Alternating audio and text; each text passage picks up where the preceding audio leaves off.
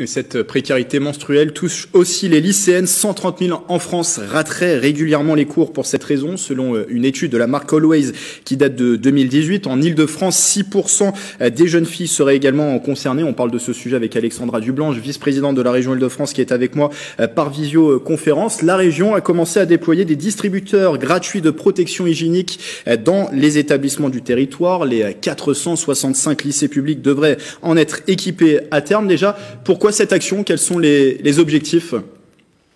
Alors, vous l'avez dit, la précarité menstruelle, c'est une réalité quotidienne pour de nombreuses franciliennes. Il y a à peu près une jeune fille sur 3 en Ile-de-France qui ne change pas suffisamment de protection ou a recours à des protections de fortune, d'après des études. Et donc, ça a évidemment un impact sur la vie scolaire et également avec des conséquences sur le décrochage scolaire, puisqu'ils ne viennent pas au lycée pendant leurs règles.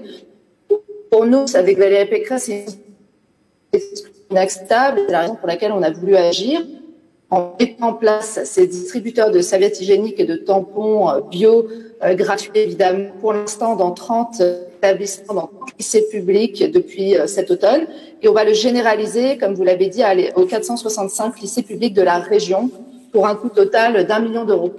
Et la problématique sur justement ce sujet, c'est les coûts de ces protections qui peuvent être difficiles à assumer pour les familles. Exactement, il y a des jeunes filles qui ne sont pas en mesure de se les acheter et ça peut avoir un point important dans un budget et donc c'est la raison pour laquelle on met à disposition et c'est la raison aussi pour laquelle on va l'étendre aussi aux universités. Je me réjouis qu'il y ait aussi des initiatives associatives. Nous, on vient de voter la semaine dernière un grand plan contre la précarité étudiante et dont une mesure d'extension aussi aux universités et aux résidences étudiantes de ces distributeurs de protection périodique, puisqu'il y aurait à peu près 1,7 million de femmes qui seraient touchées par la précarité menstruelle. Et justement, c'est un phénomène qui, malgré son ampleur, reste assez peu visible. D'après vous, il y a toujours un tabou autour de cette question? Peut-être, même si on voit qu'il est en train d'être levé, et tant mieux. Nous, on a évidemment des bons retours, ça veut dire qu'il y avait un vrai besoin. Et donc, on sent que ça répond vraiment à une angoisse et effectivement sur un sujet dont on n'osait peut-être pas trop parler. L'idée, c'est aussi qu'il y ait une dimension sociale et pédagogique autour de l'installation de ces distributeurs. Il y a la possibilité pour les établissements de mettre en œuvre des projets éducatifs justement pour briser ces tabous.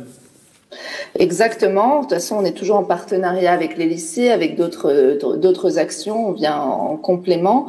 Et puis, je tiens aussi à ajouter que ces protections, elles sont en matériaux biologiques sourcés, traçables, pour vraiment que tout le monde ait accès à des produits aussi de qualité. C'est important. Donc, voilà. Alors aujourd'hui, ce sont 31 lycées dans la région Île-de-France qui sont équipés de ces distributeurs. L'idée, c'est, vous le disiez tout à l'heure, de les déployer à l'ensemble des lycées publics de la région? Exactement. Nous avons 465 lycées publics en Île-de-France et tous seront dotés d'ici la fin de l'année de ces distributeurs. Donc, c'est un coût à peu près d'1 million d'euros pour la région Île-de-France. Est-ce que les lycées privés sous contrat pourraient être aussi concernés? Alors, il faudra voir, effectivement, s'ils en font la demande. C'est quelque chose qui est envisageable, tout à fait. Et vous en avez parlé également, l'investissement sur cette thématique de la région Île-de-France, quel est-il? 1 million d'euros. Et on va également le faire pour les universités et les résidences étudiantes. Et le budget sera décidé au mois d'avril lors d'un prochain conseil régional.